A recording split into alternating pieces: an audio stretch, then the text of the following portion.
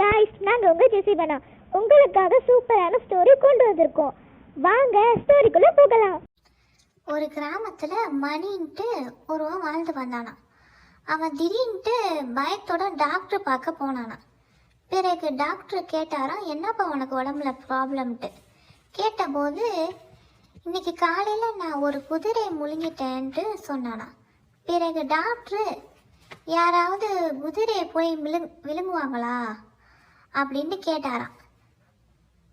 Maybe நீ வந்துட்டு ஈயை வேணா நீ முழுங்கிருக்கலாம் அப்படின்ட்டு அவரு சொன்னாராம். அதுக்கு மணி, எனக்கு குதிரைக்கும் ஈக்கும் வித்தியாசம் தெரியாத டாக்டரே அப்படின்ட்டு கேட்டானா டாக்டர் கிட்ட.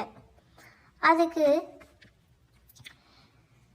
மணி சொன்னானா, இன்னைக்கு நான் சாப்பிட்றதுனால அந்த குதிரை வந்துட்டு என் வயிற்றில் வந்து குதிக்கிற மாதிரி இருக்கு, புறான்ற மாதிரி இருக்கு அப்படின்ட்டு சொன்னானா. அதுக்கு டாக்டர் வந்து உடனே யோசிச்சாராம், இவன் இப்படி சொல்கிறானேன்ட்டு.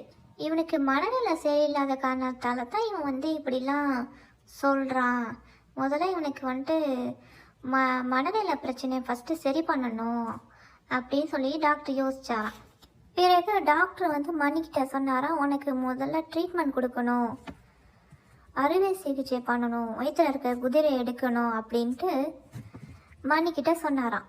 சொன்னதுக்கு சரி சரி டாக்டர், ஒன்றும் பிரச்சனை இல்லை, நான் ரெடியாக தான் இருக்கிறேன், நீங்கள் எதாவது செய்யுங்க, என் வயிற்றில் இருக்க குதிரையை எடுத்துருங்க அப்படின்ட்டு மணி வந்து டாக்டர்கிட்ட சொன்னானாம்.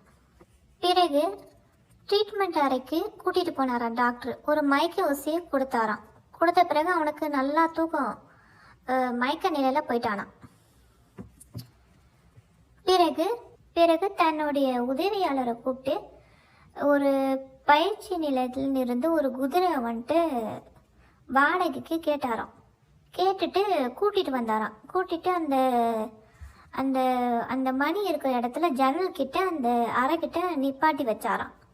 வச்ச பிறகு மயக்க தெளிஞ்சிருச்சான். இன்னும் கொஞ்ச நேரத்தில் மயக்க தெளிஞ்ச பிறகு நீ உன்னுடைய மணி வந்து கேட்டாராம், என்னுடைய அந்த குதிரையை நீங்கள் எடுத்துட்டீங்களா அப்படின்ட்டு.